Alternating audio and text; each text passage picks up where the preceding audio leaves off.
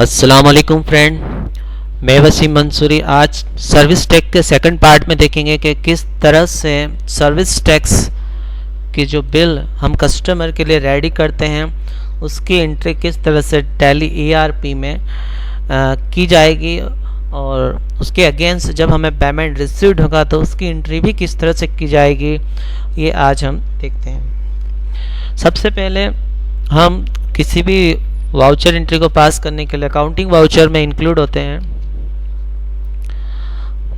उसके बाद जब हम एक्चुअल में जब किसी कस्टमर, चाहे वो कोई भी कस्टमर हो, उसको अगर टेलीफोन बिल दिया गया है मतलब हमारी तरफ से सेल्स हुई है तो उसकी एंट्री हम सेल्स में करेंगे। रेफरेंस का मतलब यहाँ पर होता है बिल नंबर। यहाँ पर हम एग्जांपल के लिए 1 2 3 4 5 एक बिल नंबर इनपुट कर देते हैं, डेमो के लिए दिया गया है। और उसके बाद में पार्टी अकाउंट नेम। अब पार्टी अकाउंट नेम में क्या होता है कि अगर हम किसी कस्टमर को जब बिल देते हैं तो किसी पार्टिकुलर पर्सन को बिल जाता है, इसलिए यहाँ पर उस पर्सन का यहाँ पर नाम आएगा। तो यहाँ पर हम एक लेज़र बना लेते हैं, जिसे हम बना लेते हैं कि हमने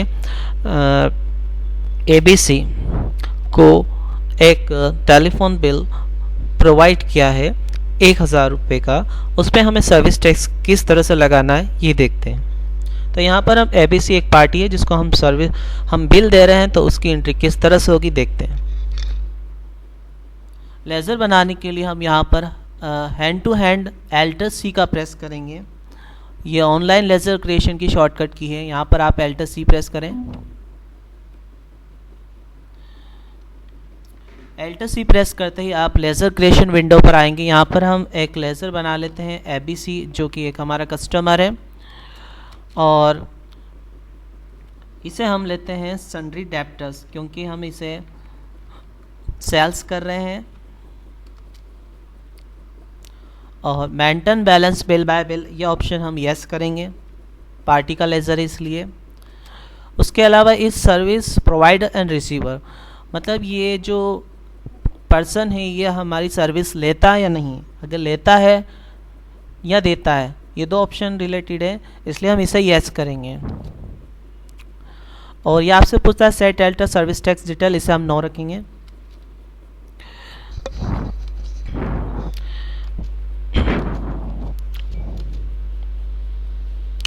तो हमने यहाँ पर एक लेज़र बनाया ABC के नाम से। फिर यहाँ पर हमारे पास एक पार्टिकुलर वर्ड पूछ रहा है। पार्टिकुलर में यहाँ पर हम लेंगे टेलीफोन सर्विस।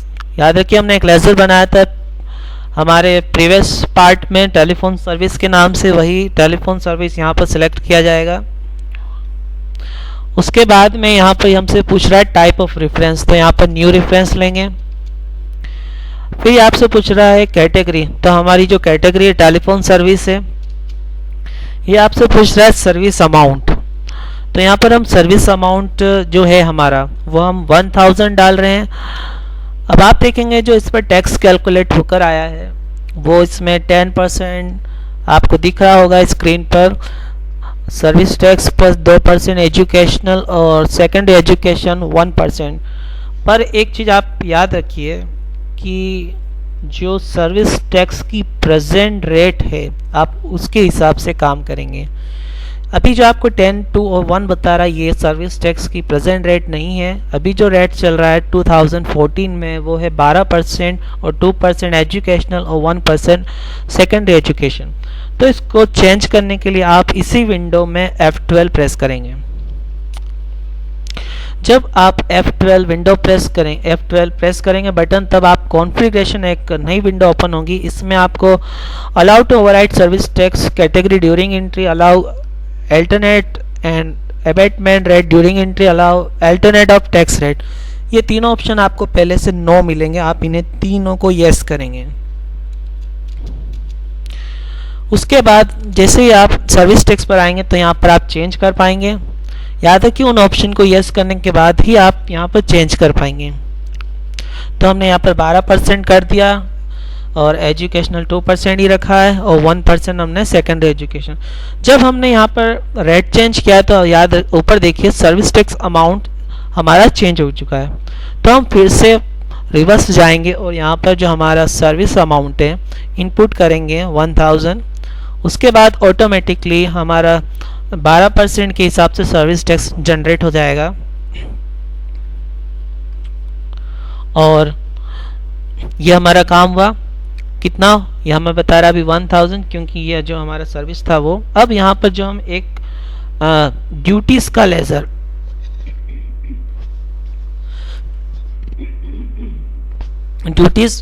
जो हमने बनाया था, जिसको हमने नाम दिया था output service tax on telephone bill, वो सिलेक्ट करेंगे।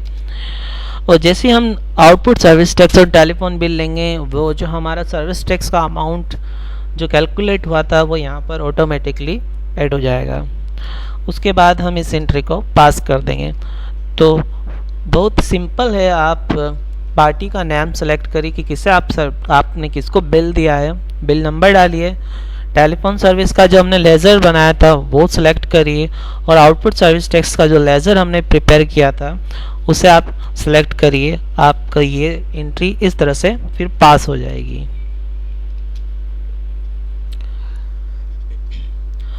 अब हम ये देखते हैं कि मान लीजिए ABC जिसको हमने अपनी टेलीफोन सर्विस प्रोवाइड करी है, वो हमें मान लीजिए पेमेंट कर रहा है, मतलब हमें टेलीफोन बिल का पेमेंट रिसीव्ड हो रहा है।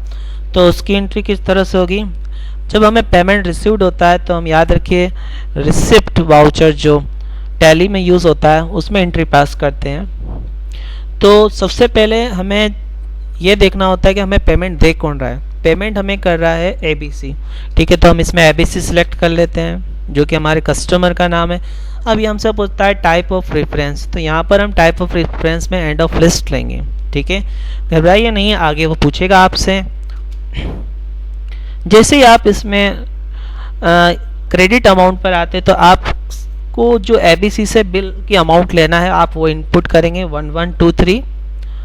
1000 का बिल था और 123 हमारा सर्विस टैक्स इंक्लूड था, तो टोटल होके ये 1123 जो हमारा अमाउंट आया था वो है।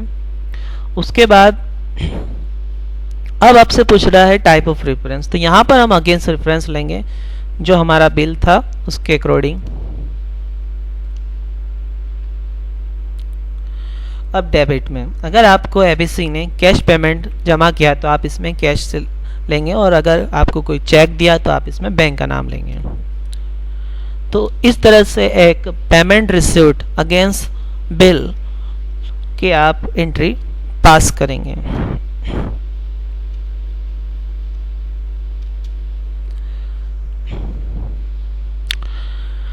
तो आज आपने ये देखा कि किस तरह से हम किसी को बिल बनने के बाद किस तरह से उसकी एंट्री होती है, और बिल के अगेंस्ट जब हमें पेमेंट रिसीव्ड होता है तो उसकी एंट्री किस तरह से टैली ERP में होती है।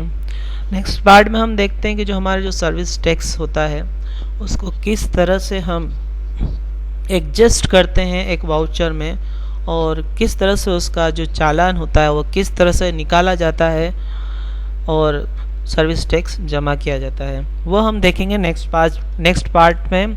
आज के लिए इतना ही। Thank you for watching service tax on Tally ERP।